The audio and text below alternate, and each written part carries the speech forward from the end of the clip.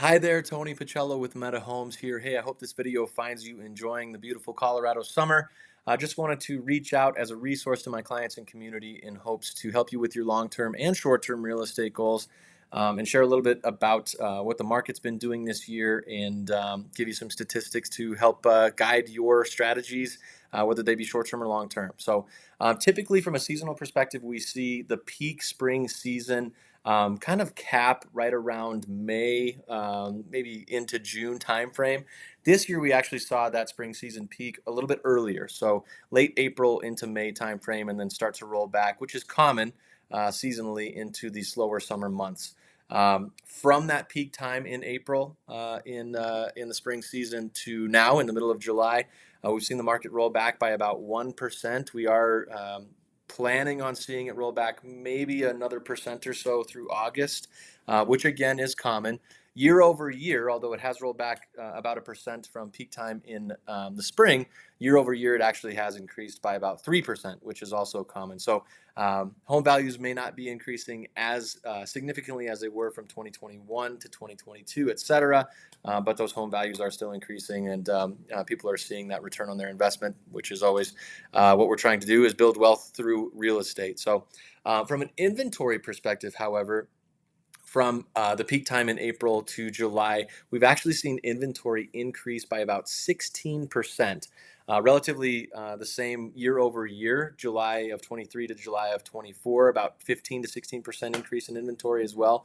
In June, it was a little bit higher actually.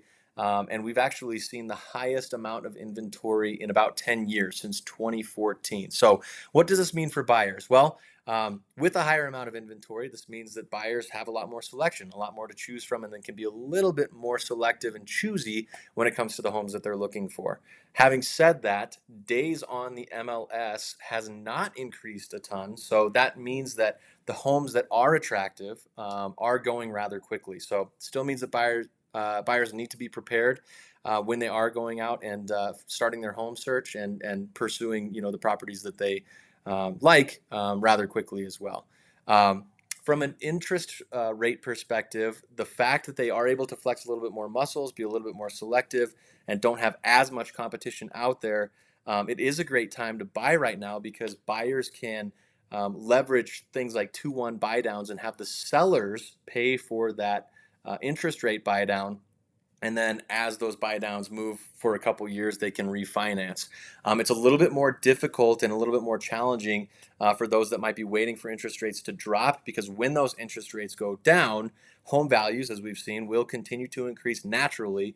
But what will also increase or drive those home values up is a larger buyer pool. More people will be interested in buying when those interest rates went down, very similar to what we saw in 2021 and 22.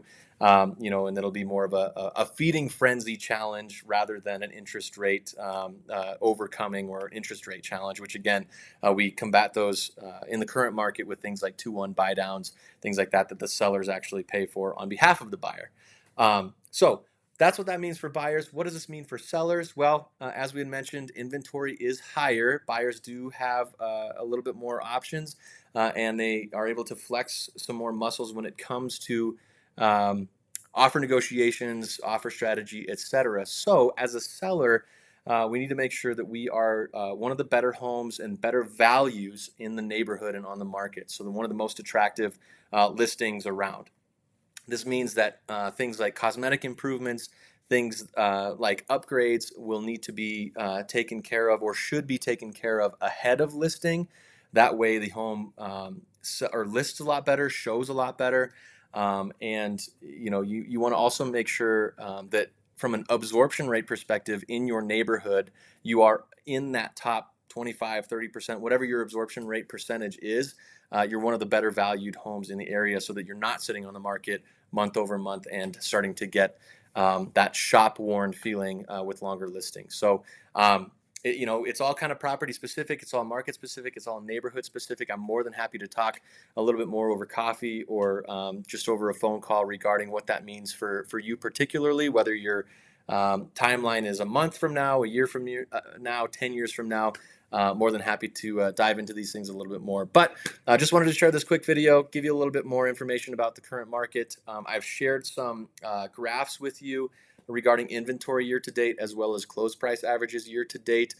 Feel free to check those out. And as always, please, please, please don't hesitate to reach out to me if there's anything I can help with regarding your home goals, your real estate goals. And looking forward to speaking with you all soon. Thanks so much.